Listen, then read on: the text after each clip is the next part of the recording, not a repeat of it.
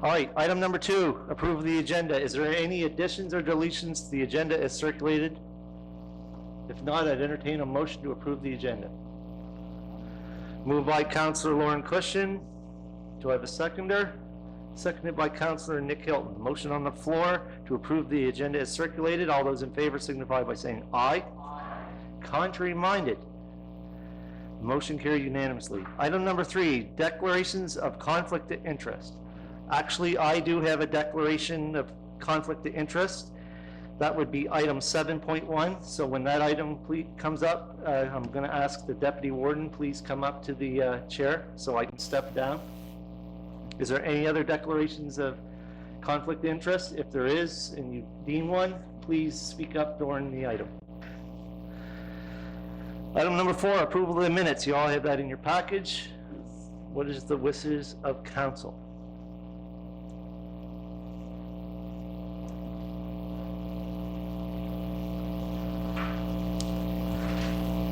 Turn on your mic if you wish to speak. Thank you. Councillor Lauren Cushion. I'll make a motion to approve the minutes of the February 24th, 21 regular council minutes, March 10th, 2021 committee of the whole minutes, and March 10th, 2021 regular council minutes. A motion on the floor by Councillor Lauren Cushion. Do I have a seconder? Seconded by Councillor Patty Durkee. Motion on the floor to approve the minutes as stated. All those in favor signify by saying aye. Contrary. Motion carried unanimously. Item number 5.1, recommendations from the March Committee of the Whole. 5.1.1, COVID-19 Not-Profit Relief Fund. Deputy Warden Trevor Cunningham. So I'll move that the Municipality District of Yarmouth approve the CAO's recommendation of the $50,000 Safe Restart not-for-profit fund out of the total fund of $592,768 in the guidelines as presented by the CAO.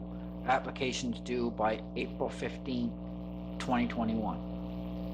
Okay, motion on the floor by the Deputy Warden. Do I have a seconder? Seconded by Councillor Daniel Allen. Is there any discussion on that motion on the floor? Deputy Warden, your mic is still on. Do you wish to speak? The next one on the docket is Councillor Sherry Hurlbert. You have the floor. Thank you, Mr. Chair. I just had a couple of community organizations contact me and were wondering when the applications would be live and would they be similar to the regular community grant organization application process. Thank you. Madam CEO. Thank you, Mr. Chair. So the application won't go live until it's approved by council. So if not by the end of this week, early next week, Monday. The application is a simplified application. There's a fillable form, and Mark Blinn, our Economic Development Officer, is the key staff contact. Happy with that, Councillor Hurlbert? All right, next one on the docket. I'll turn his mic off. Is there any more discussion on the motion on the floor? Hearing none. All question being called. All those in favor signify by saying aye. Contrary minded. Motion carried unanimously. Item 5.1.2, transfer to reserves. You'll have that in your package. Deputy Warden Trevor Cunningham. Right, I'll move that the Municipality District of Yarmouth follow CAO's recommendation and approve the transfer of $138,000 to the operating reserve account in addition to the planned transfer to the reserve. A motion on the floor by the Deputy Warden, seconded by Councillor Lauren Cushing. Do we have any discussion on the motion on the floor?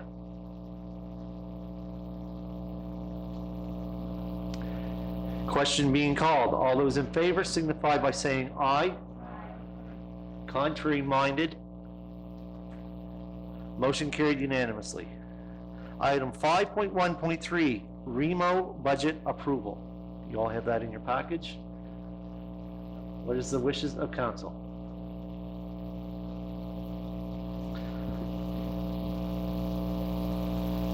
Councillor Nick Hilton, you have the floor. Thank you, Mr. Chair. I will move that we accept the recommendation of the Committee of the Whole that we approve the REMO budget as circulated with the Modi share to be $31,062.78. Motion on the floor, seconded by Councillor Patty Durkee. Is there any discussion on the motion on the floor?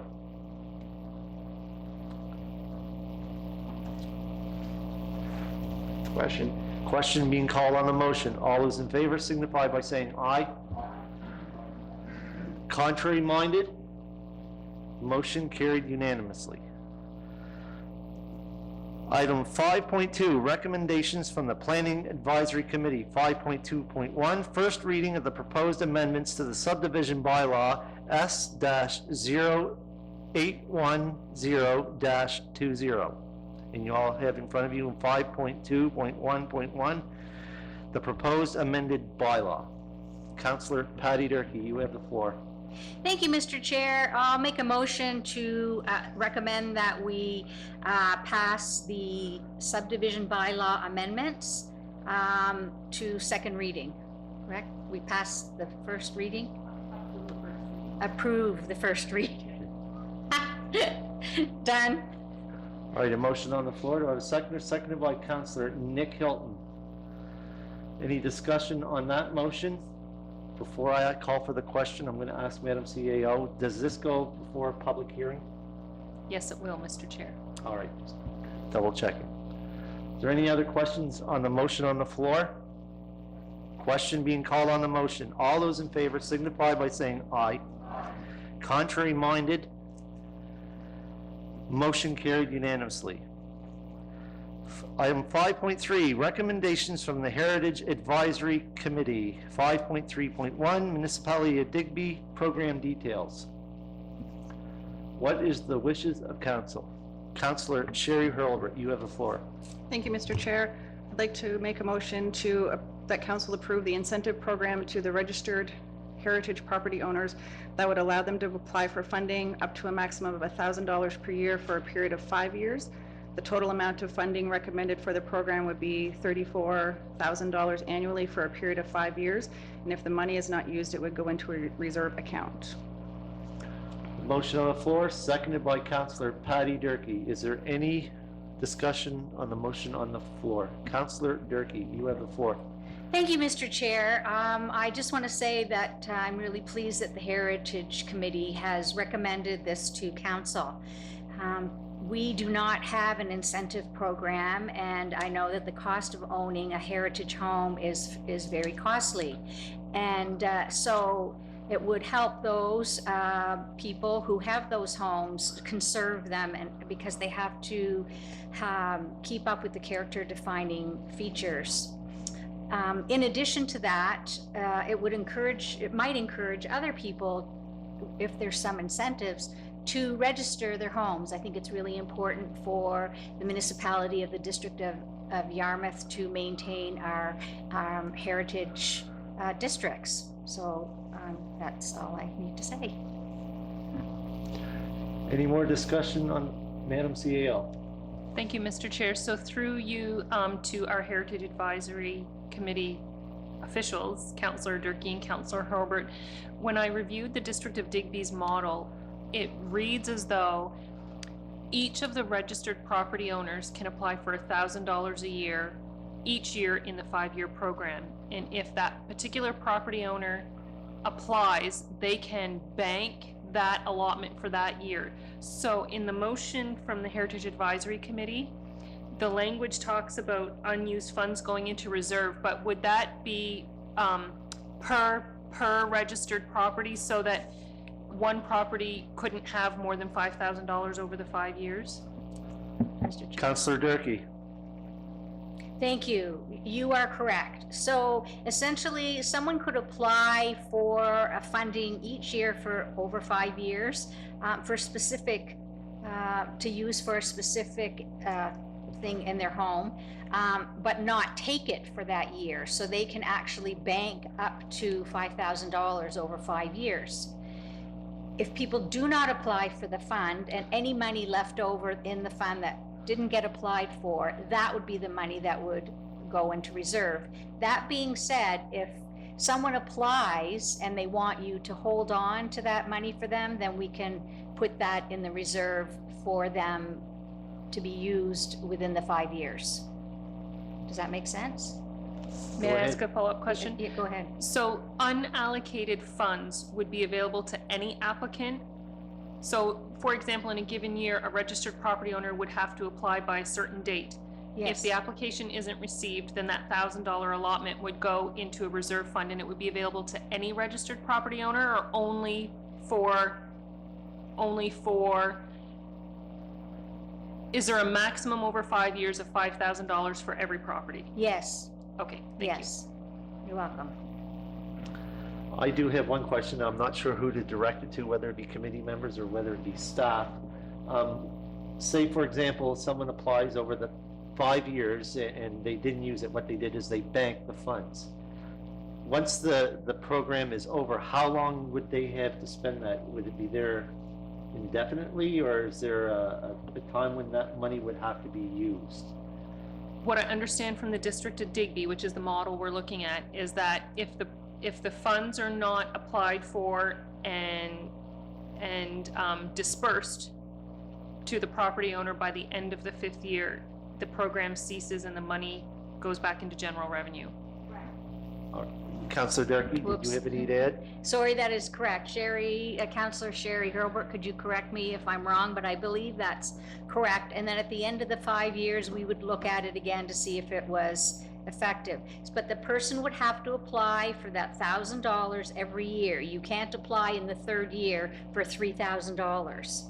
So you'd have to apply, and if you didn't use it that year, you can bank it for the following year. But so if you miss a year, then you miss that $1,000. Okay, thank you very much, Councillor Durkee. Councillor Hurlbert.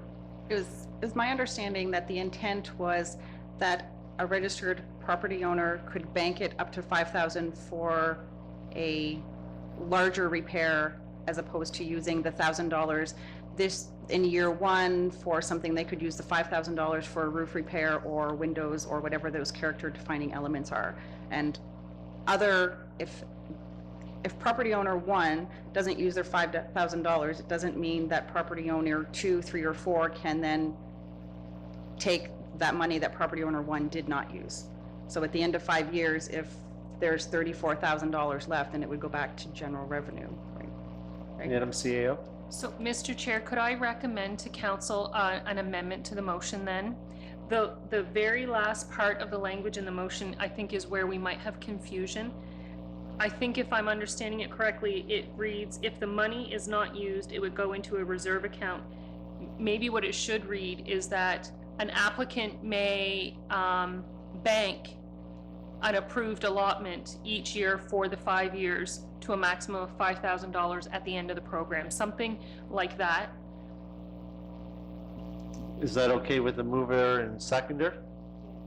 Seconder? Okay. So, recording secretary, do you have that straight? Okay. So are we all clear on what we're voting on? I just asked the questions because I wasn't sure. I think this is a great program. It gives a little bit of incentive to, number one, the owners of the homes, and number two, the future owners of the homes.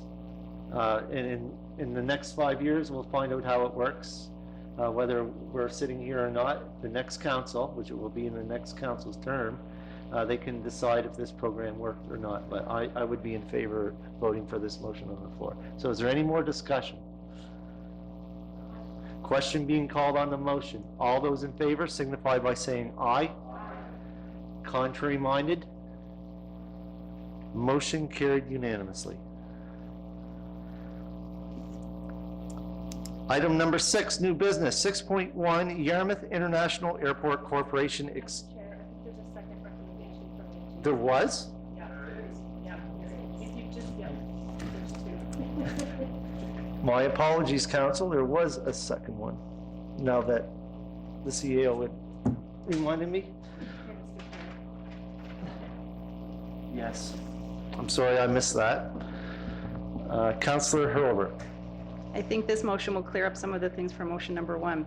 I would make a motion that staff create a policy that would support the distribution of funds for the Registered Heritage Property Incentive Program. Okay, a motion on the floor. Do I have a seconder? Second by Councillor Patty Durkee. Is there any discussion on that motion? Question being called on the motion. All those in favor signify by saying aye. Contrary minded? Motion carried unanimously. Thank you, council. All right, moving on. There's no other business in that? And it was going so smooth too, wasn't it? Up until then. Item 6, new business, 6.1, Yarmouth International Airport Corporation Extension of Agreement. You have the 6.1.1, the original agreement, and you have the 6.1.2.1, the year extension to the agreement. What is the wishes of council? Deputy Warden Trevor Cunningham. Right, the airport is an extremely important piece of infrastructure. I guess it can be no more evident that it's important. In the recent past, we had the rescue operation for the ship off on George's Bank, and it played an integral role in the rescue, and we had U.S. helicopters landing here, and you know, the asset was really valuable in a life-saving capacity. So that's why it's important. And my understanding is we would just through you, Mr. Chair, to our CEO, that we would extend that agreement for another year to March 31, 2022. Is that correct? Okay, so having clarified that, I'll move that the municipality of the District of Yarmouth extend the Yarmouth International Airport Corporation agreement with the other two municipal units for an additional year to the date March 31st, 2022. Motion on the floor by the Deputy Warden, seconded by Councillor Lauren Cushion. Is there any discussion on that motion? I do have one thing to say. I'm very glad to see the municipality district of Yarmouth move forward with this because, as you all know, we're working very diligently to try to cut down costs. Unfortunately, it hasn't happened as quickly as we all had hoped, but however, we are moving forward with working with Celtic Air and the management board to try to get the agreement done and right-size the airport. But absolutely, as the Deputy Warden had stated, we all see the need for the airport with the recent rescue of the people out at sea. And also it's been used as a base for firefighting, life flights, everything like that. That's one important piece of infrastructure to the region, not just Yarmouth County, but also all of Southwest Nova. So I'm very glad to see that council is going to be possibly moving forward with this. So, with all that said, is there any more discussion on the motion on the floor? Question being called on the motion. All those in favor signify by saying aye. Aye. Contrary minded? Motion carried unanimously. Item 6.2, recommendations from the Mariner Center Expansion Committee. Councillor Patty Durkee, you have the floor. I'd like to make a motion that the District of Yarmouth support the recommendation from the Bridge Subcommittee and the Mariners Center Expansion Steering Committee that the Mariners Center operate the bridge facility at 275 Main Street. Motion on the floor. Do I have a seconder? Seconded by Councillor Sherry Hurlbert. Is there any discussion on the motion on the floor? Councillor Patty Durkee, your mic is still on. You still have the floor. Thank you very much, Mr. Chair. I just want it noted that there had been a request to have this motion brought to the table last week. I had made a request for a meeting so that we could ratify this motion, which was denied, but I'm happy to say that we're able to get that through today. All right, thank you very much, Councillor, and I will state that I was the one that did deny that request.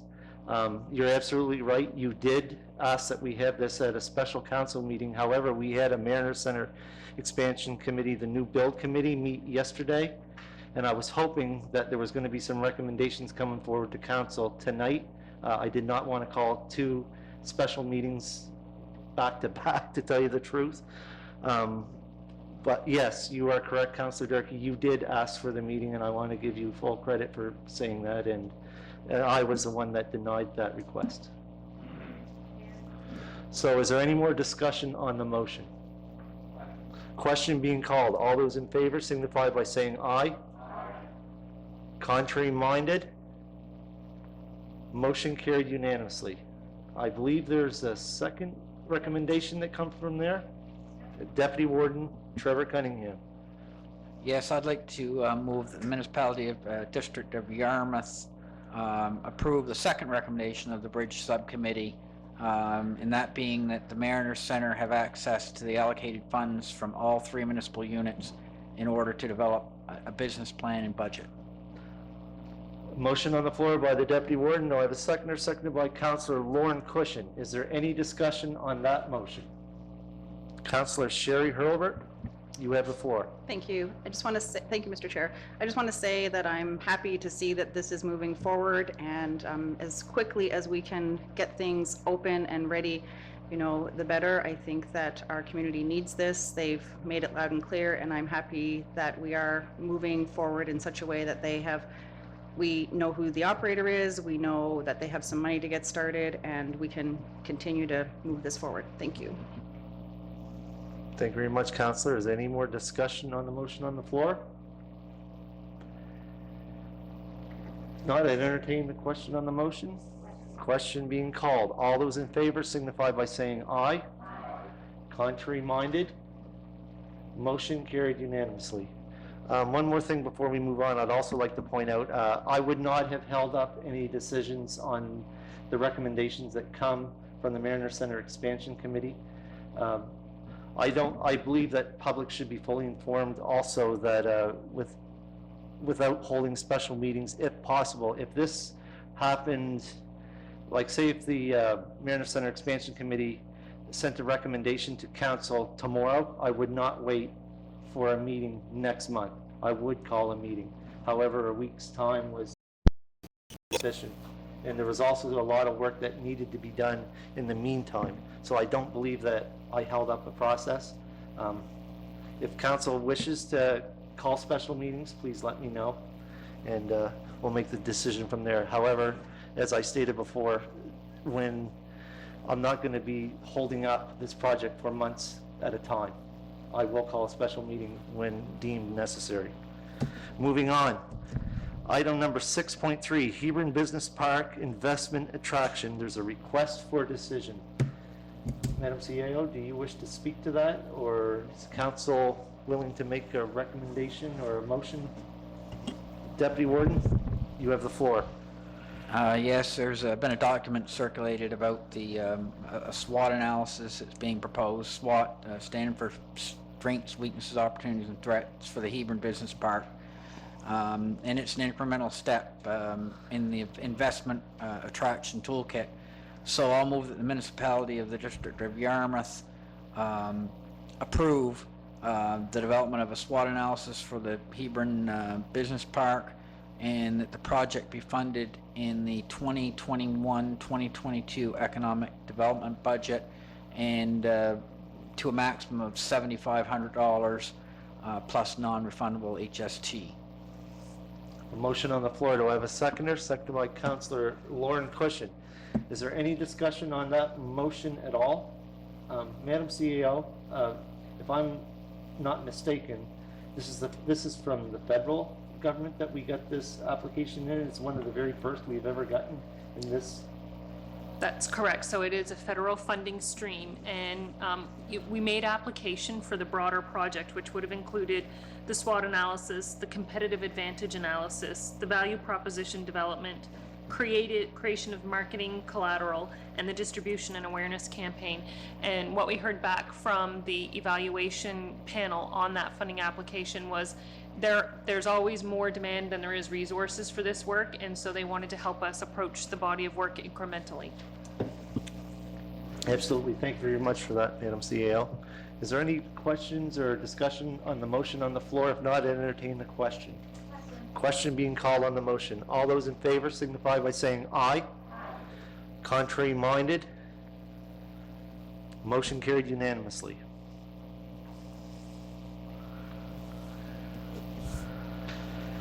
Item 6.4, Mariner Center Strategic Plan.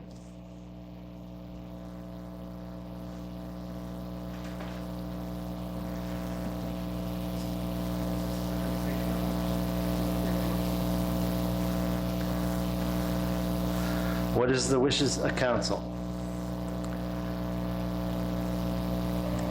Maybe I could share a little bit, Mr. Chair, and then Councillor Allen can probably fill in any gaps as council's representative, elected representative on the Mariner Center Management Authority.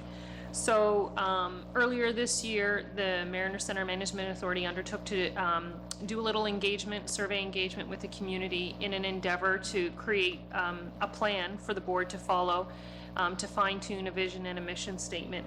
And so the document that's presented for you tonight for your endorsement is what the board is proposing to use kind of as their compass as they move forward in their body of work.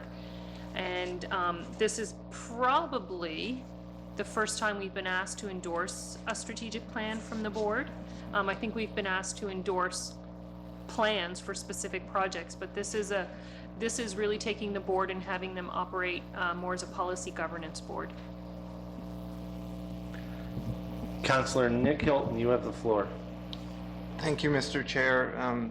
I'd like to thank Duram and his staff for the continued work they are putting forth in the Mariner Center Board for their commitment to moving the property forward.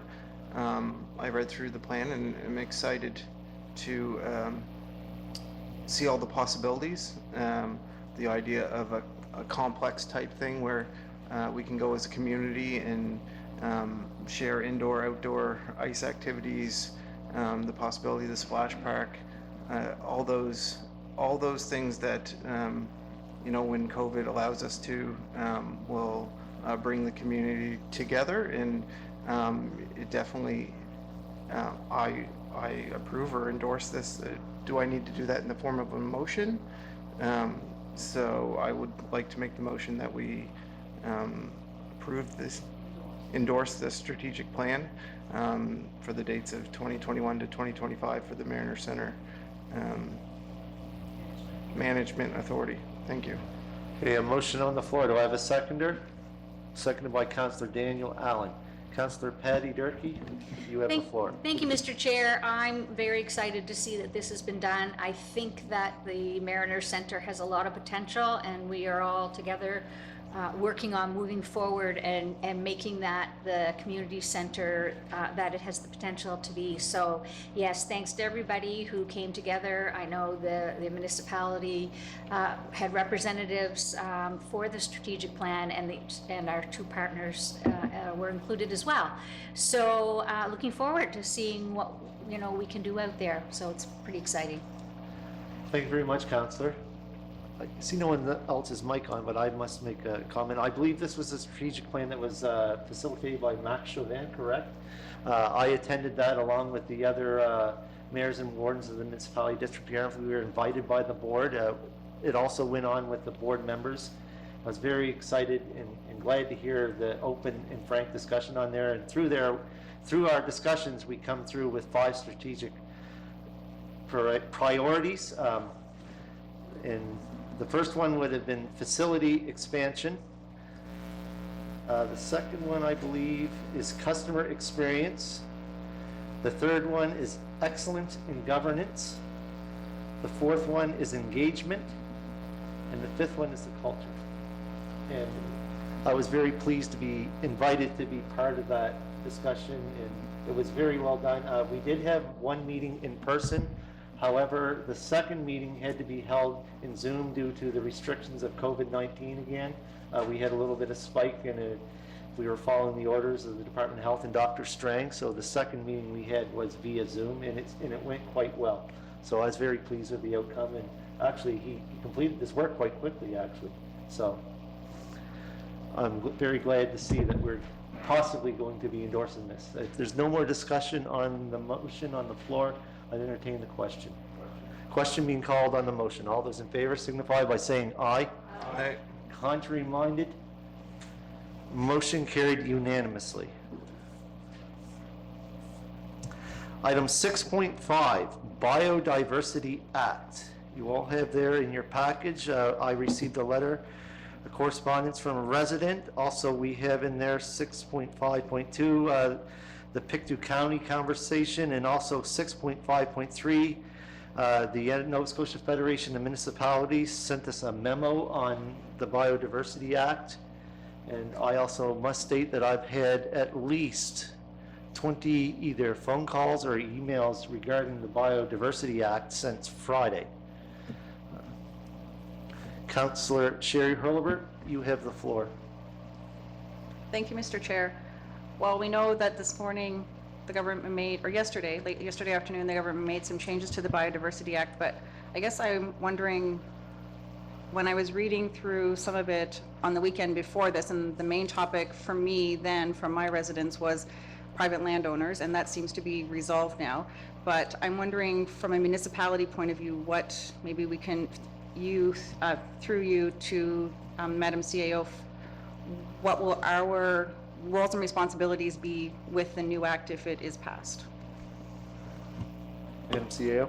Thank you, Mr. Chair. So that is, from a municipal perspective, kind of the million-dollar question. I have reached out to the AMA-NS to see if we can have a conversation with some of our colleagues at the senior staff level within the province, inside the Department of Municipal Affairs, to see if we can understand, what problem is this act trying to solve? How does the province envision the municipal planning strategy and land use bylaws being part of that solution? There are several places in the proposed act where there's a reference to the province striking partnerships either with the federal government or other provinces or municipalities in Nova Scotia to achieve some of the objectives. And so it's just, I think, a matter of trying to understand what's the pain point. We have a lot of legislation in Nova Scotia that is around environmental stewardship, so there must be a gap somewhere that it's trying to fill. So just, I think we would want to understand that, and then, to your point, understand, what are the expectations of municipalities. I know on the Accessibility Act, there is an expectation that it's the building officials that will enforce standards and regulations, which largely are in the National Building Code and regulations already. So I think you're quite right. That's the big question for this council. Councillor Patty Durkee, you have the floor. Thank you, Mr. Chair. I just want to reiterate that there were two things that stood out for me. That is, all the fines have been taken off the table, and that, as Councillor Hurlbert mentioned, that the Biodiversity Act only applies to Crown lands now and not to private lands. That being said, we all know that we do have some issues with biodiversity, riparian buffer zone, with development. So if we can kind of clarify how that would affect those who purchase property here, then I think that will be beneficial to our residents and to us, so that we can define what it really means. Deputy Warden Trevor Cunningham. I mean, it is a bit disconcerting that the legislation arrived at Province House and now has been changed, but in the part of from a municipal perspective that's disconcerting about that is that we don't really know what our role is in it, and it's there. So I would have liked to have had an opportunity to understand it, certainly as a councillor, and I'm sure many councillors around the province would have liked to have had an opportunity to understand what our role is and to have some input, because once it's passed into law, I would expect that would, I wouldn't expect that will direct us to do certain things. I'm not certain what those certain things are, so that is a bit, so there are a lot of questions into our CAO's point that there must be some gaps that were required to be filled. So we don't know what those are. So I'm going to make a motion that we send the minister a letter, copied our MLA, just asking for some clarity and around the act and the proposed act and the municipal role. At their earliest convenience, or because we really do need to know, and I would have liked to add some input certainly as to our role, but in any event, as soon as they can bring some clarity to it, would be appreciated. Okay, a motion on the floor. Do I have a seconder? Seconded by Councillor Sherry Hurlbert. Any discussion on the motion on the floor? I would like to state, that's almost pretty well exactly the same letter that I seen that the Municipality District of Pictou had sent. What they did is, and I'd like to add these people, I believe you said, Deputy Warden, the Premier that you wanted to say, or the Minister of, But absolutely, our local MLA, the Minister of Lands and Forests, Chuck Porter, and also the Nova Scotia Premier, Ian Rankin, because what you basically asked for is time to properly review the bill. The Municipality District, because we would like to know, since we are going through our municipal planning strategy and land use bylaw review, it's important that we know how that is going to affect or could possibly affect the Municipality District of Yarmouth, because we're going through quite a large process and we don't want to get sidetracked halfway through that. So, Madam CAO, and then I'll open Thank you, the floor to Mr. Chair. council. So in addition to the Minister of Lands and Forestry and Premier Rankin, could I recommend that we write to Minister Maguire as well? I think it's probably those three offices that would touch the municipal lens on this file. So is that okay with the mover and seconder to add those names? Okay, I'm going to open up the floor now. I believe it's Councillor Patty Durkee. You have the floor. Thank you, Mr. Chair. I'm just wondering if we might also want to add the Minister of the Environment as well. I think that might, and the other recommendation I was going to make is, once this is moving forward, maybe someone from our local Department of Natural Resources could come in and speak with us on how we can work together to on any concerns that they may have in the area. Okay, thank you, Councillor. Councillor Sherry Hurlbert. Can we also add a copy to NSFM as well, so that they are aware, and maybe from that larger view, they can kind of be working on our behalf as well as us working to try to get some answers? Absolutely. Pardon me? Yeah, and the AMA as well.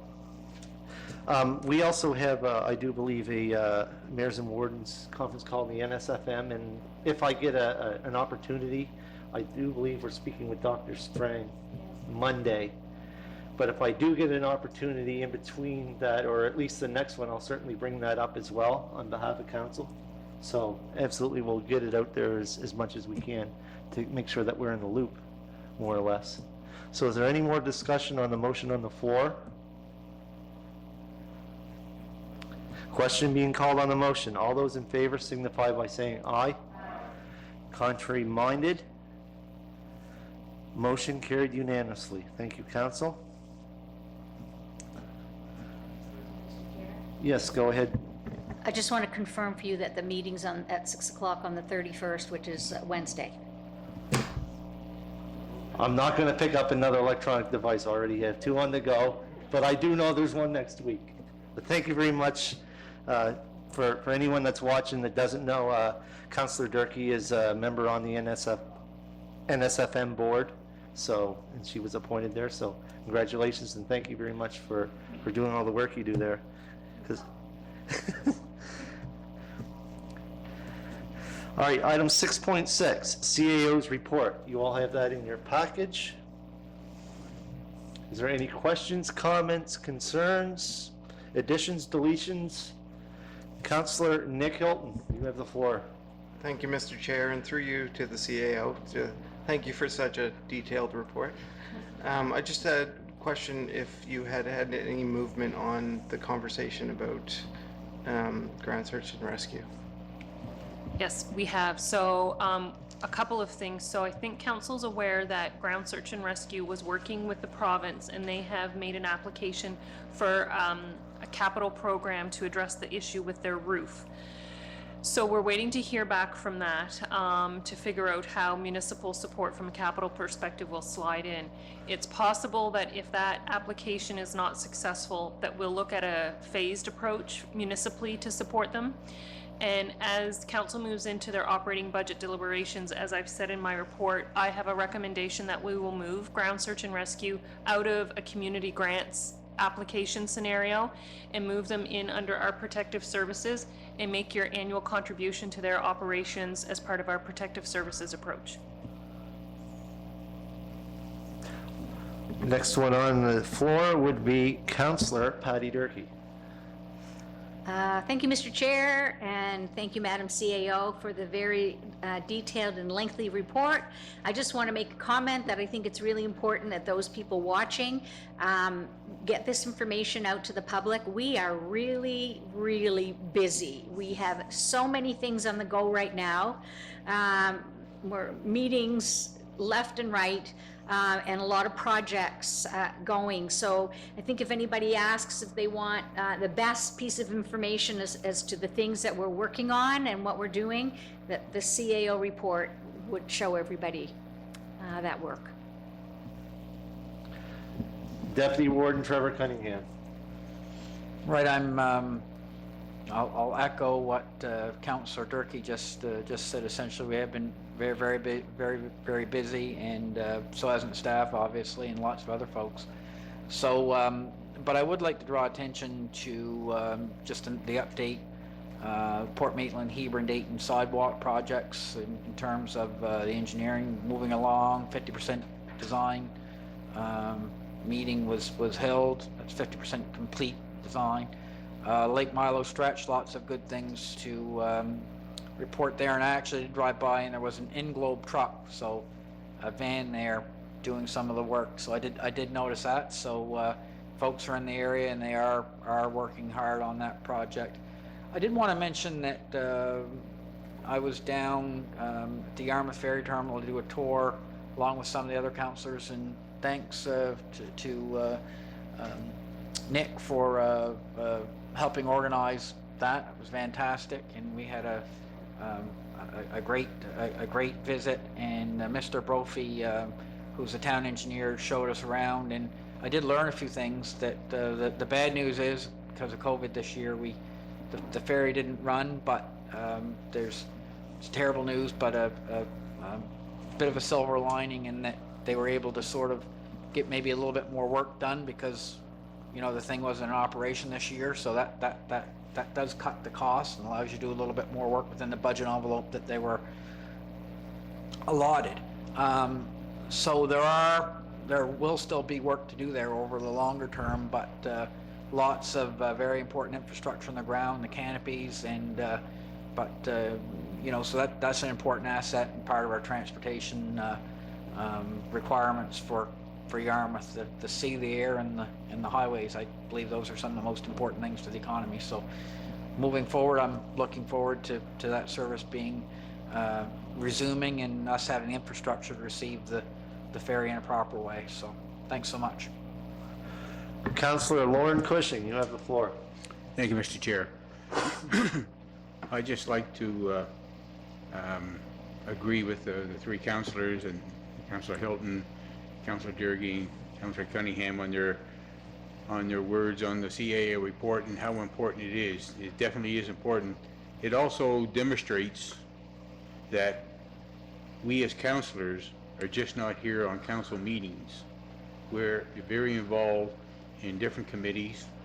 We're out in the public, and we're doing our very best to make sure the citizens of the municipality of Yarmouth are informed, and that we are moving in the right direction to support not only the municipality of Yarmouth, but Yarmouth County as a whole.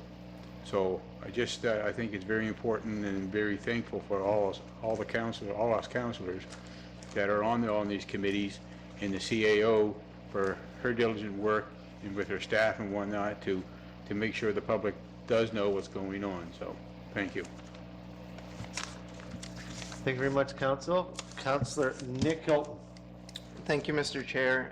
I just wanted to say to Councillor Cushing's point that as a new councillor, I've learned a lot in the last 3 months, and time management being one of them, and how excited I am to be a part of this organization in this council, and the things that we have done and are doing are big, and that takes a lot of hours for volunteers and community members and ourselves and our staff, and a big thank you to them. And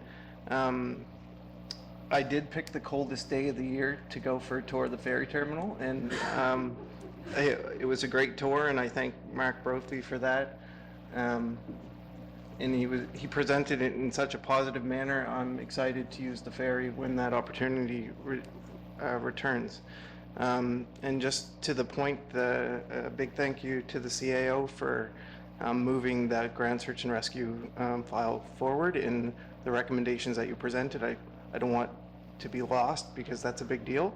And for them to not have to struggle through finding funding every year. They probably still will struggle, but it will be a whole lot easier with those recommendations. So thank you very much for that. Thank you very much, Council. Madam CAO, she had pointed out in here that I'm just going to pick one thing out of the many that's on here. Facebook. Facebook has been a great month, and our reach is up 189%.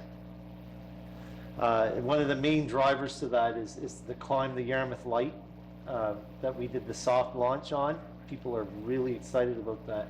I'm glad to see that we're able to utilize social media to put the focus on what Municipality District of Yarmouth is and what we have to offer. I personally can't wait for that Climb the Light to be open to the public. I think that's going to be a real draw to our area, not from just across the province, but from across Canada. The more people we can get to like and share posts from there, the better. Madam CEO? So I can give a spoiler alert. The project team had a meeting today, and we have picked our opening day for Climb the Light and picked the day of the grand opening. So the Climb the Light experience will be available for bookings online beginning Mother's Day, and the grand opening will be Victoria Day, May 24th. So watch our website and social media for details and links. And for anyone out there watching, I did not talk to the CAO about this before. I had no idea when the soft launch or anything like that was. So I just picked this out of the blue. Maybe I should pick something else. In Victoria Day, is that just a coincidence, or? It is. That just happens to be the weekend when the season launches. But so Victoria and I will be there, but it's just a coincidence. Yes. So this is Victoria and this is Victoria. I don't know.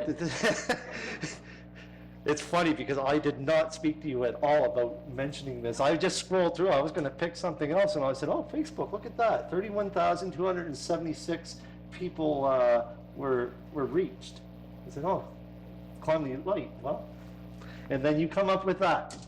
But I will, if I can, Mr. Chair, Yes. share that. So there were two heavy hitters in that period, and Climb the Light certainly was important, but I would be remiss if I didn't mention the second post that got a lot of traction. And our longest serving ever employee is retiring, and Gail Hatfield Muse will be retiring, and she's been with us going on 42 years of service to the municipality, so that also got a lot of traction. Yeah, and that traction also included 2,400 people in here, so absolutely. I'm glad to see that our site is working well. So a couple good things come out of that. Is there any more discussion on the CAA's report? If not, I'd entertain a motion to accept the report as circulated. Moved by Councillor Daniel Allen, seconded by Councillor Nick Hilton. Any more discussion on the motion on the floor? If none, entertain a question. Question being called. All those in favor signify by saying aye. Contrary minded? Motion carried unanimously. Item 7.1, I'm declaring a conflict. I'm going to turn the chair over to the Deputy Warden. Recording Secretary Victoria Pierce, could you please note in the meeting minutes or in your writings that I'm vacating the chair?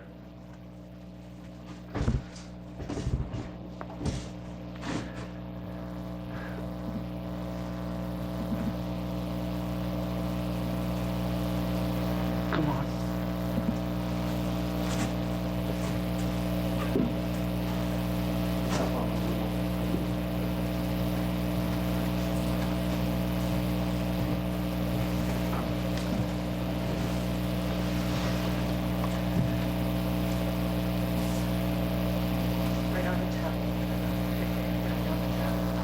it's the letter, yeah, sorry, okay. Okay, I've acclimatized myself, sorry. So, there's correspondence under item 7, and, just remove my mask. 7.1.1, Mr. Cameron Dulong has, written a letter to council, and he's pleading for some change in the letter. Basically, deals with, his identification of a drinking issue in driving motor vehicles on our rail trail system. So, just looking for some comment from council and some suggestions. So, Councillor Hilton. Thank you, Mr. Chair. First, I'd like to send my sympathies to the family and friends of the young man that passed away last week.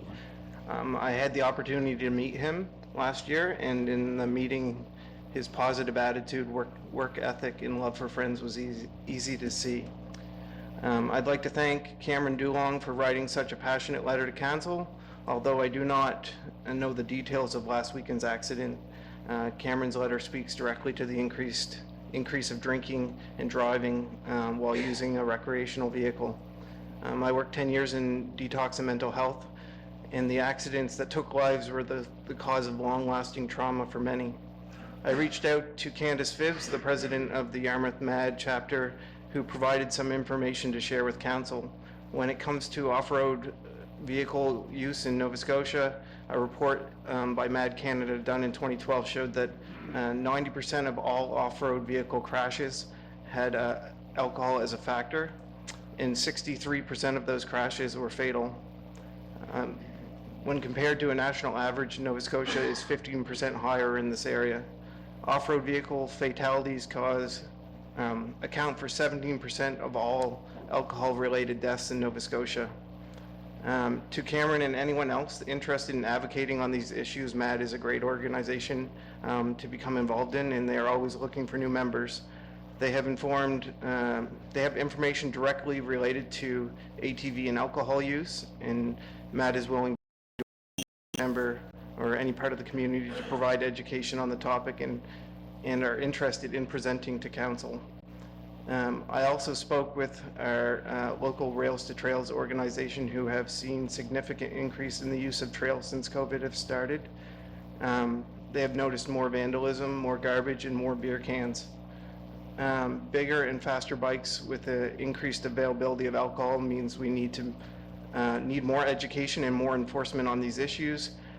Through the conversation, I was happy to hear that RCMP and DNR have started increased patrols of trail access points, but more enforcement is needed. I know Councillor Cushing and myself both sit on the Police Advisory Committee, and I'm sure he will agree this is a good topic to bring to the committee, but the next meeting isn't until November, and that will be well past the time of the trail riding season. Again, I thank Cameron for his letter and expression of interest in the subject, and encourage him and others to reach out to local organizations like MAD to become involved. I would like, but maybe not yet, make the motion that we send a letter to both local RCMP detachments and DNR expressing the concerns and support for increased enforcement and education on these issues. But before I do that, I'd love to hear what other councillors have to say. Thank you.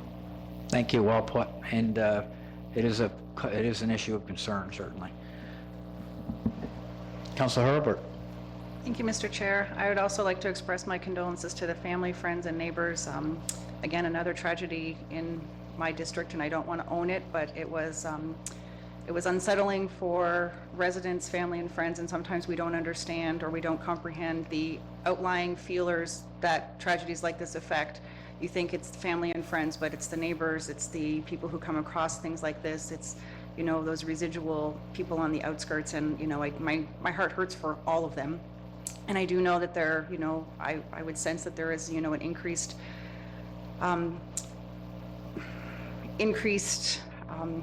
use of alcohol in, you know, on the trails and on the roadways. And I would agree with Councillor Hilton. You know, I'd appreciate if he made the motion that we refer this, and maybe the Police Advisory Committee could meet to discuss how they could do this before their November meeting. Yeah, thank you. Councillor Allen? I want to thank Nick. Them were great words. I also want to extend my condolences to the family. They are from my district. I know them. This young man was a hard-working kid. He fished on the boat that ties next to me.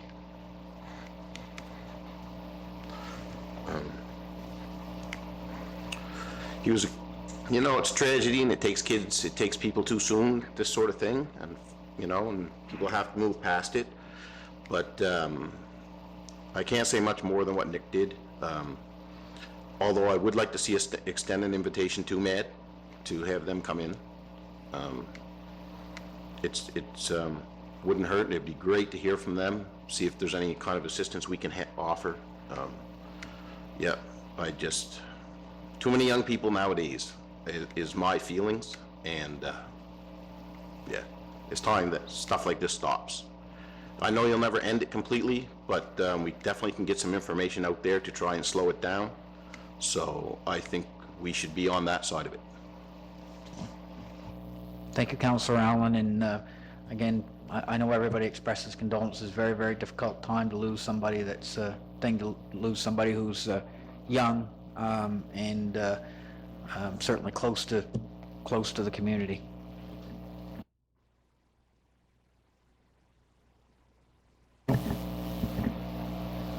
Councillor Hilton? Thank you, everyone, for those kind words and respects for the young man. We all were thinking of him over that weekend, and still are. I would like to make the motion that we send a letter to both local RCMP detachments and DNR expressing our concerns and support for increased enforcement and education around. Do you want specific issues or just around these issues? Thank you. And I have a second motion after this one as well. Okay, thank you, Councillor Hilton. We have a seconder in Councillor Durkee. We have a question. Any further discussion on the motion? All those in favor? Okay, motion carried. Councillor Durkee. Thank you, Mr. Chair, and thanks to everyone for their input. And again, I think you've all spoken on behalf of all of us, and the thoughts that go today. I remember when I was a kid, you know, people drank and drove a lot, and it was very unfortunate, but there's been a lot of work done, and I think, and I'm hoping that that has decreased considerably from when I was a teenager, because that was a long time ago. And what I'd like to know is what do MAD folks do, or what do the RCMP or DNR do in terms of monitoring the trails? Are they there? Is there anybody watching that? My cottage is not far from one of the trails, and I hear ATVs going all night long, quite honestly. So it would be nice to know what actual surveillance is being done.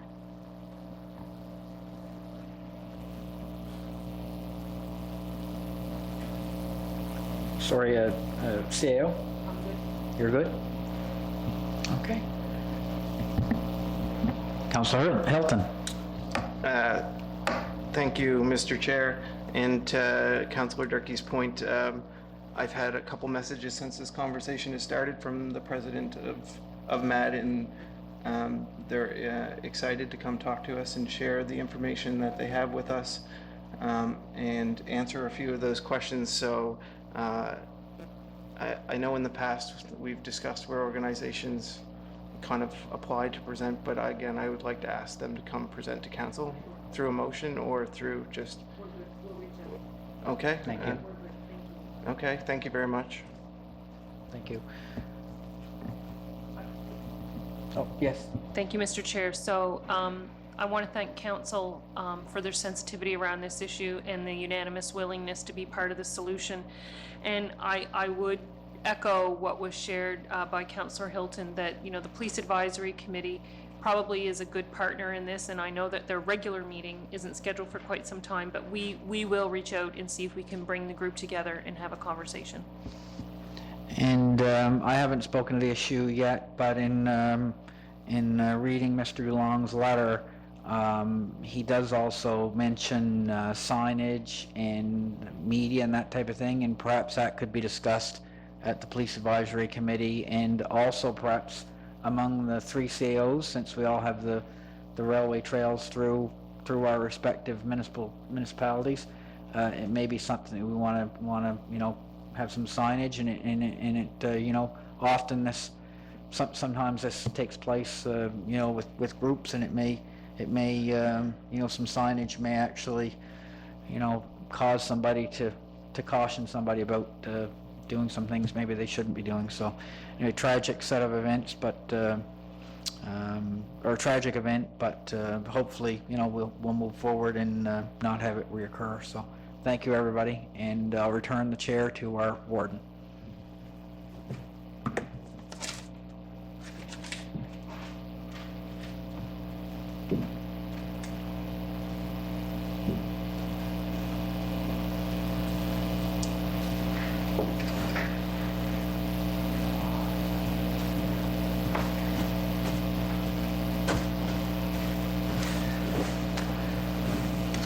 Thank you very much, Deputy Warden. Some of you may or may not know out there, the reason why I declare a conflict and an interest in this subject is because I'm a part owner of a Nova Scotia Liquor Commission outlet store, so I do not discuss any issues in regards to alcoholism, drinking and driving, or anything along that nature. That's the reason why I excuse myself from the chair. And in saying that, before we move on, I'd like to take a moment to reach out to the young people within our municipality, District of Yarmouth, and all across the county. Although this year has been a difficult one for every year, for everybody, for the whole community and the province, I feel that it is particular in that young people in our community have suffered a serious amount of loss over the past 6 months alone. The murder of Colton Cook, the missing person case of Zach Lefebvre, and as just discussed, a 22-year-old passed away due to a fatal ATV incident. The youth in this community, we support you. The Municipality District of Yarmouth Council supports you. There are groups in our community who can help you deal with the grief and the unmanageable losses. So please reach out to the loved ones around you, to any organization that can help you, whether it be with youth, your teachers, your friends, and please don't feel alone in these difficult times. You, the youth in our community, are strong, smart, resilient, and I give you this message, a message of hope that better days are ahead. I hope every young person out there, whether you're a teenager or a young adult, takes a moment to help each other. Thank you. Moving on, item 7.2, you have correspondence for your information.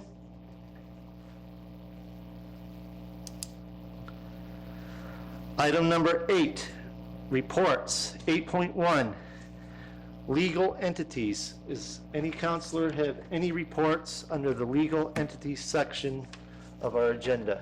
Councillor Lauren Cushion, you have the floor. Thank you, Mr. Chair. I'd just like to give a brief outline of our Regional Solid Waste Authority.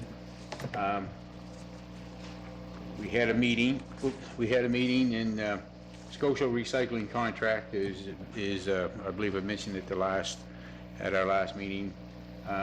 It's being drafted through our waste park manager and our lawyer.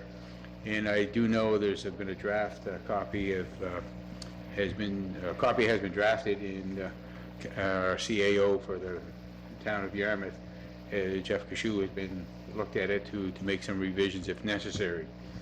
So that'll be brought up at our next monthly meeting. Coastal Marine. This project is has started since our last meeting that we have going. What that is they're retrieving ghost fishing gear from the ocean, and we have agreed, Solid Waste Park has agreed to accept a certain amount at the landfill at no cost to the recovery efforts. So, which is a big is a big step to try to get that ghost gear out of the water. Just to let the people know, our solid waste park up there, we have the holding facility up there for the solid waste to be trucked off to Queens County several times during the week, and of course, as it's being stored on the concrete floor, and the loaders and the excavators are constantly traveling across that concrete floor, loading the trucks. There's wear and tear on that floor, so there is a section of the floor that's going to have to be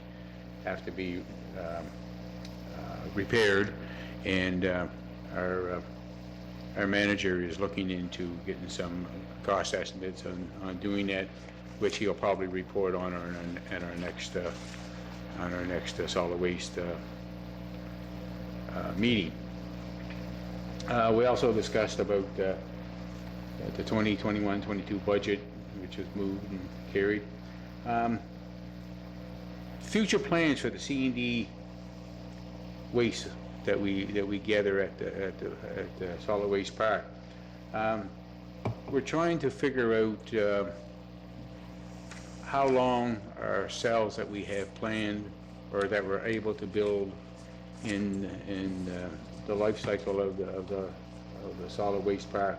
So staff is working on analysis on the future of the CED sites, and they will report back to their committee when it's done, and when that is done, I'll certainly let council know what they found.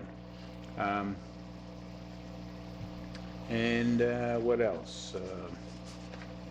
I think that's about, there was concern about the amount of lobster traps and gear fees and gear that comes to the landfill, and the charges that have to be done. And it's a very minimum fee of $10 a ton, I think it was.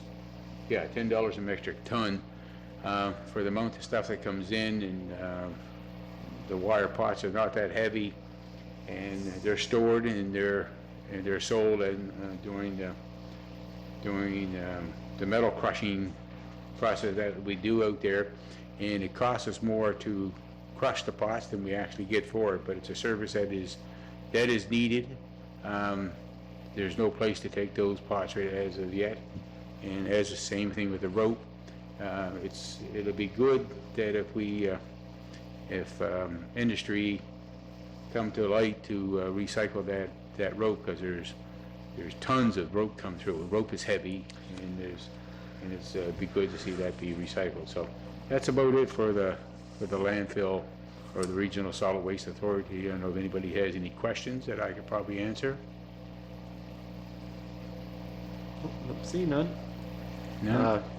Okay. I can't turn on a microphone after it's...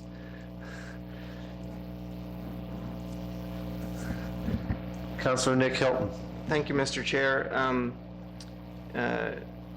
Is this the same as Waste Check, or is it different? No. But is it, you're on Waste Check as well? Right. So I guess my question was more along, and it's not even a question, it's more, I've heard Councillor Allen in the past talk about increased litter, illegal dumping, and myself, a number of other councillors. We had talked about moving it forward. It's that time of year, and we really haven't had that discussion. So I was wondering if we could make a motion to add littering and illegal dumping to the next committee of the whole meeting for discussion, or... All right, a motion on the floor by Councillor Nick Hilton, seconded by Councillor Daniel Allen. So a motion on the floor to move, what was it again? Please repeat that. The motion? I didn't write it down, so. It was just to add a discussion to the next committee of the whole to discuss illegal dumping and littering in our municipality. All right, thank you very much for that, Councillor. When my microphone is on, I don't have a speaker that's on, and since you sit in the line of sight of these protective barriers, sometimes it's very hard to hear. All right, a motion on the floor. Is there any discussion on that motion? Councillor Lauren Cushion. Thank you, Mr. Chair. And to answer Councillor Hilton's question, it's the Yarmouth County Solid Waste Park is certainly different than Waste Check. But that would be a Waste Check item, and I believe Waste Check is aware of the illegal dumping and whatnot, but it wouldn't hurt for us to reach out to Waste Check just to let them know that we do have concerns, or the residents do have concerns, and maybe they can give us a report on what they're doing, because I know they're very busy themselves. Yeah, absolutely. It would be a brainstorming session, in my opinion, what Councillor Hilton asked, just to see which way we could go, and maybe we need a presentation from Waste Check and stuff like that, but absolutely we should discuss that. Is there any more discussion on the motion on the floor? Hearing none, all those in favor signify by saying aye. Aye. Contrary minded, motion carried unanimously. Councillor Durkee, you have the floor. That's why. Okay, I have a few things to report on. First is the Western County Regional Library. We had a meeting, and there's lots of areas of focus that our executive director came forward with, and one is working on a strategic plan which expired in 2020. So I think we're all going to be involved in strategic plans over the next 4 years. The collective agreement is up. There's a job classification review needed, and there's going to be a refreshed logo and branding. One of the big concerns, of course, is funding, and that's been a concern with libraries for a long time. And what our executive director is very concerned is that across Nova Scotia, there is a new funding model, and wants us to reiterate to our councils that it's imperative that we use the new funding model this year. Apparently last year, the government came out and said you didn't need to do that there was a hold on it for a year, but the hold is, we don't know that that's happening this year, and they're hoping it won't be. And the libraries are desperate, in particular, to pay their employees a living wage. When we looked at some of the wages that the employees at the the employees of the library are getting, it was very low. So we just want to make sure that we move ahead in our budget to make sure that the new funding model is used to assist them. One of the other big areas of work is diversity and inclusion. I'm sure some of you have seen there were some issues where Dr. Seuss company stopped publishing some books, because it's really important to go back and review some books that are inappropriate in today's society. So that's something that the board and the staff will be working on at the library. That's the library. The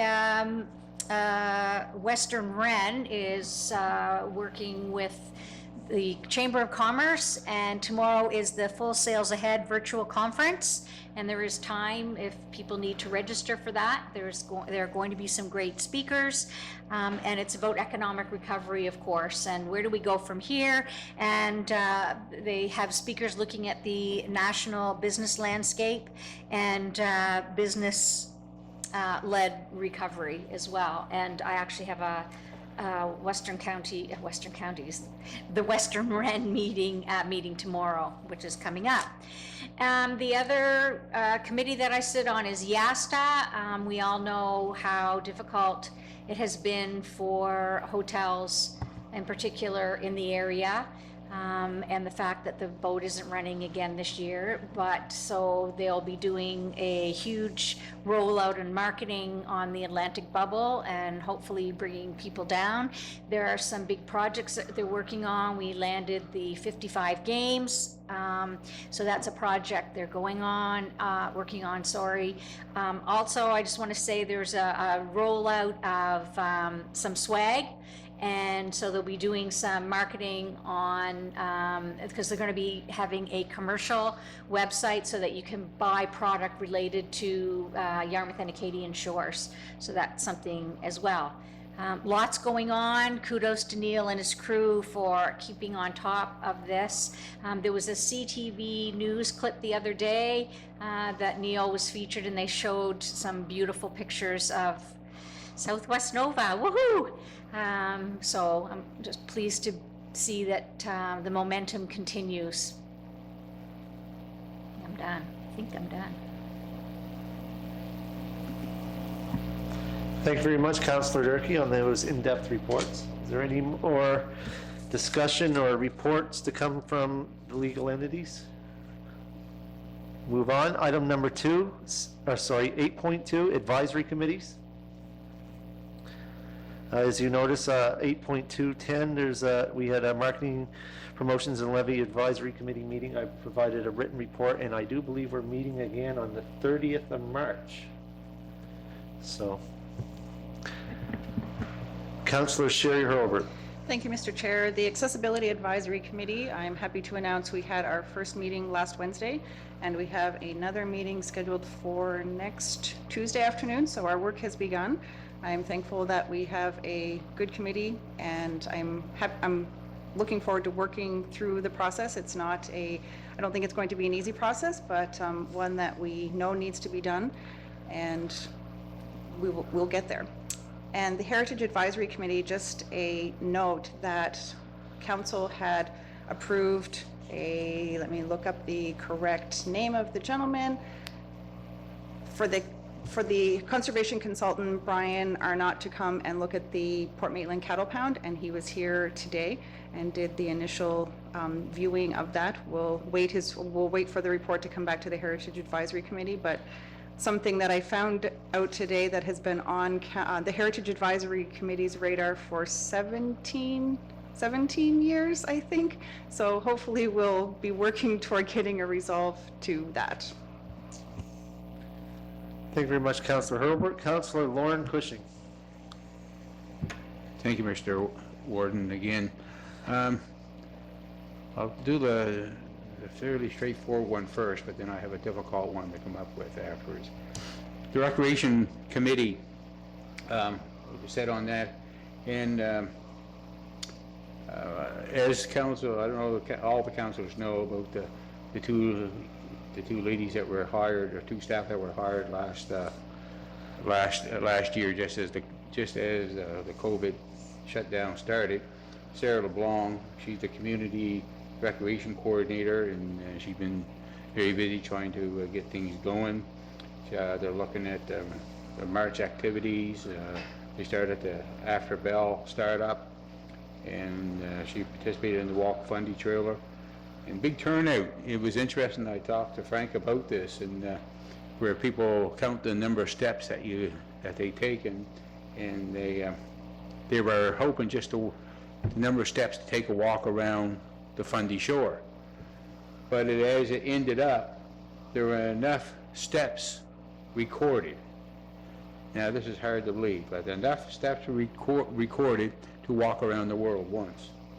So that was a huge success, I would say, for the work that Sarah and Frank and the other staff have done there. Secondly, Jillian Camo, again, she was hired at the same time Sarah was, and as in the COVID shutdown, maybe she wasn't able to do as much. Both of the ladies weren't supposed to do it, couldn't do as much as they wanted to do. But she's the recreation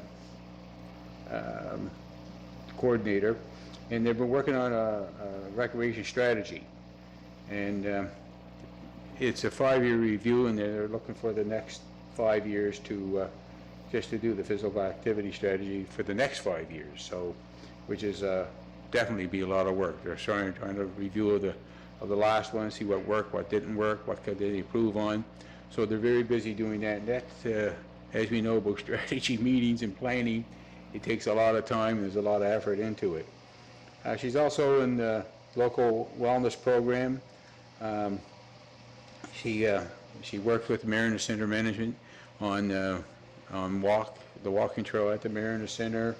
They had some free skates, and she encouraged people to come on, counselors and staff to come out on Fridays to go skating out there.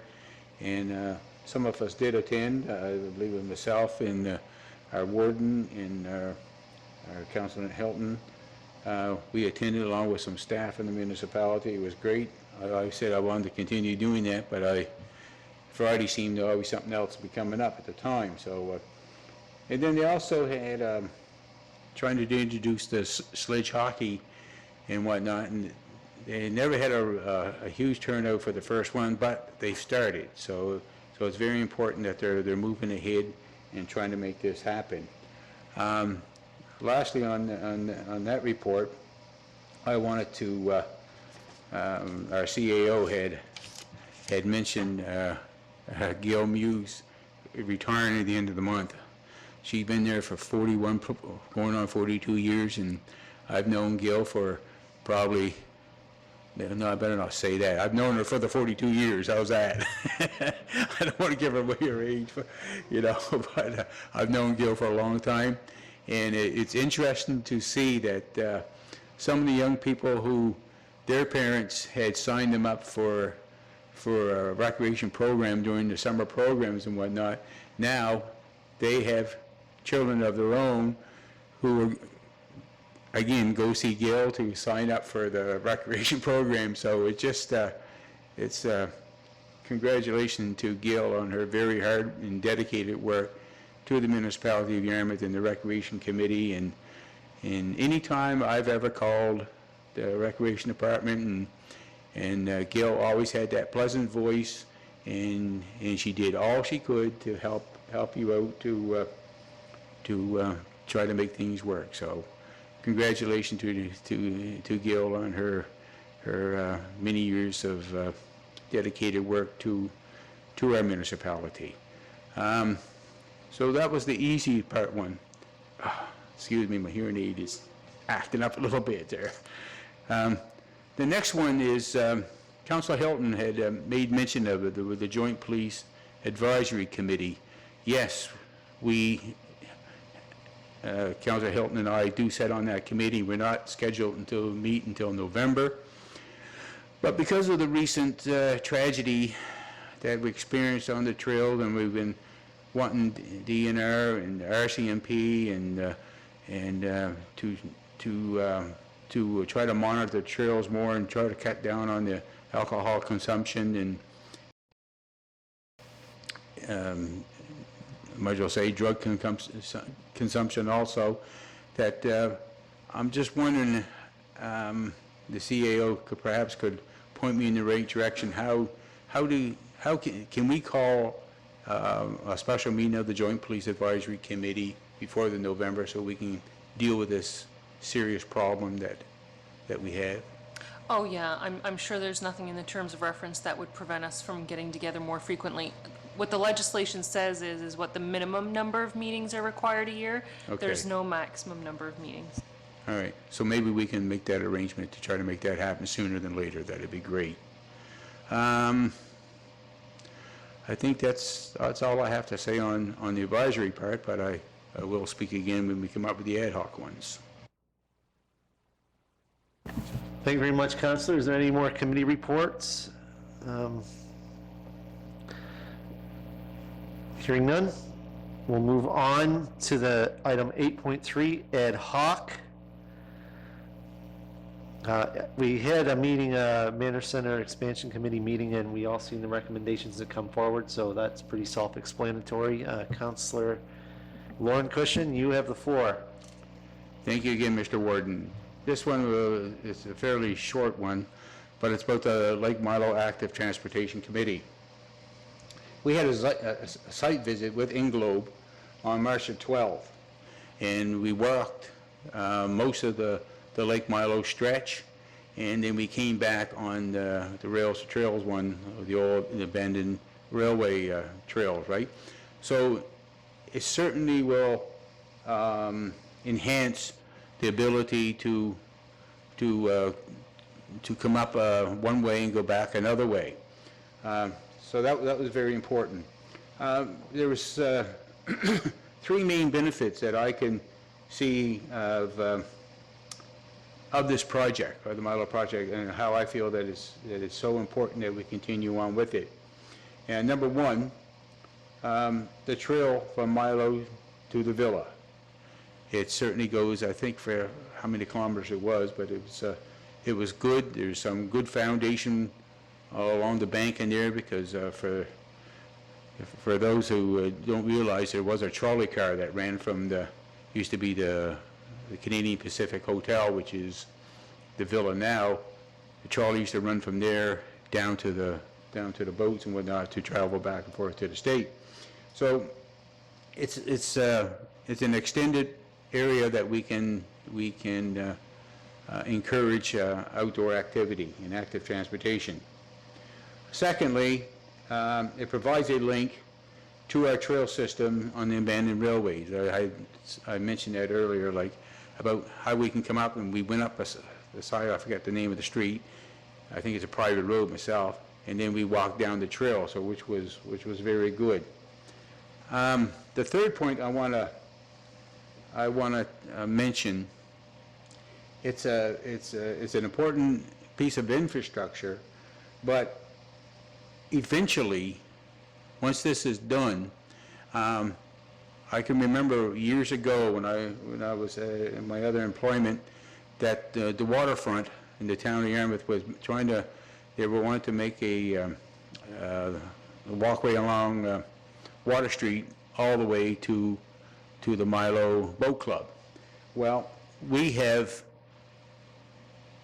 are now in the process of completing that trail from Milo to Villa St. Joseph, and I know the town is working in their plans probably to bring it from where it ends at the Old Dominion Textiles up the rest of Water Street. So, eventually we'll be able to walk from Bunkers Island all the way to Villa St. Joseph, and just to show that the municipality has some foresight in other projects that we're working on, is the project that we're bringing from the Scott Road down to the Red and White as a sidewalk, and then we'll continue on moving down to the Villa area. So in theory, in the future time that comes, we're going to be able to walk from the municipality office all the way to Bunkers Island and back again once all those trails are completed. Plus, we have different entrances and exits to the abandoned rail line. So I believe our municipality is moving in a very positive and thoughtful way of active transportation, and it's good for our council to show the residents of the municipality of Yarmouth in the town that we are committed to active transportation, and we're very excited to do our part to make this happen. Thank you. Thank you very much, Councillor Cushion. Is there any more committee reports in the ad hoc? Seeing none, we'll move on to item number 9, the Warden's Report. You all have that in front of you. One thing that I'm going to point out in my report is March 31st, 2021 is International Transgender Day of Visibility. This day is dedicated to celebrate transgendered people and raise awareness of discrimination faced by transgendered people worldwide. But it also, and most importantly, it's also meant to be a celebration of their commitments to society. Also in my report, March is also colorectal cancer awareness month, and as you all know, this time last year I was suffering from the disease and recovering. This disease can be beaten because I'm living proof. And also in my report, and we had mentioned it in the CAO's report, is on February 25th, 2021, we had a Climb the Yarmouth Light soft launch, but I'm glad to hear that soon it's going to be offered to the public, and also in that report is meetings that I've attended. However, there are some omissions in there, and I'll give you one example, is last night at 7 p.m., since it's in my community, I attended the Forest Glen Community Center Annual General Meeting. I was very happy to attend that, and we all followed the protocols pointed out by Dr. Strang for the COVID-19, so we all wore masks and we were all socially distanced, but it was good to see some people in the community that I haven't seen in a long time, and hopefully as these restrictions slowly get lifted, I'm going to be able to get out to every corner and every group that I possibly can make it to all across the municipality, the District of Yarmouth, in all districts. And also, if any of you would like anything pointed out in any future warrants reports, please forward the information to me and I'll make sure that it's added. So, that's in front of you. Thank you very much, Council. Our next item of business is in camera. We have 3 in-camera items, and they are parkland dedication, tax sale, and PAC recommendations are all in there because of the MGA Act 22-2, either paragraph A or paragraph E. I cannot tell you what A and E is right now because I don't have those in front of me, so a motion to go into camera is in order. Moved by Councillor Daniel Allen, seconded by Councillor Sherry Hurlbert. All those in favor signify by saying aye. Aye. Contrary? Motion carried.